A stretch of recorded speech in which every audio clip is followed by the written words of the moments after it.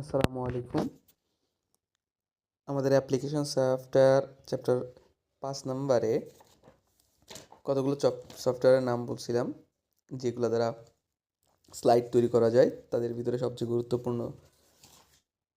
গুরুত্বপূর্ণ সফটওয়্যার হলো Microsoft power point এবং গুগল স্লাইড। তো আমরা গুগল স্লাইড নিয়ে কতগুলো কাজ করছিলাম, তো মোবাইল দিয়ে যেহেতু কাজগুলো করা হয়, আমরা এখন দেখব যে কিভাবে একটা স্লাইড ডিজাইন করা যায় বা সুন্দর করা যায়। এখন আমরা যাব গুগল স্লাইডে। এই যে হলুদ কালারের যেটা আছে, এটা গুগল স্লাইড। আমরা ওপেন করব। গুগল স্লাইড ওপেন হইলে আমাদের এখানে সাইন ইন নিবে। এখন আসি যে এই জায়গাটাতে আমাদের অনেকগুলো ডিজাইন থাকবে। তো তার ভিতরে আমরা এখানে নিচে যে একদম ডান সাইডে নিচে প্লাস চিহ্ন আছে, এখানে ক্লিক করব। এখানে দুইটা অপশন আছে, একটা হচ্ছে চুজ টেমপ্লেট আর আরেকটা হচ্ছে new presentation. Template use primarily না করা ভালো। আমরা শুধু নিউ স্লাইডে যাব। নিউ স্লাইডে ক্লিক করলে এরকম একটা জায়গা আসবে। তো এখানে আমরা আমাদের মতো করে লিখব। আমরা যে কাজটা দিয়েছিলাম সেটা হচ্ছে সংবিধানের পরিচিতি। তাহলে আমরা লিখি সংবিধানের পরিচিতি।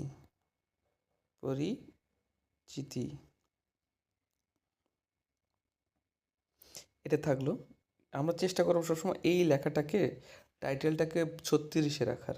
তো আমরা যাই উপরের একদম সিরিয়ালে, দেখি একটা টিক চিহ্ন আছে, দুইটা অ্যারো চিহ্ন, একটা ত্রিভুজ চিহ্ন আর একটা এ লিখে দেখা যাচ্ছে যে এই যে 3-4টা দাগ আছে, এইটাকে আমরা ক্লিক করব। ক্লিক করলে এই যে দেখি এখানে লেখা আছে এরিয়াল, তারপর -52 প্লাস। তো আমরা এই জায়গাটাতে ছোট করব লেখাটাকে, 48-36, এই লেখাটাকে আমরা 36 করব। দেন ওকে, 36 করা শেষ।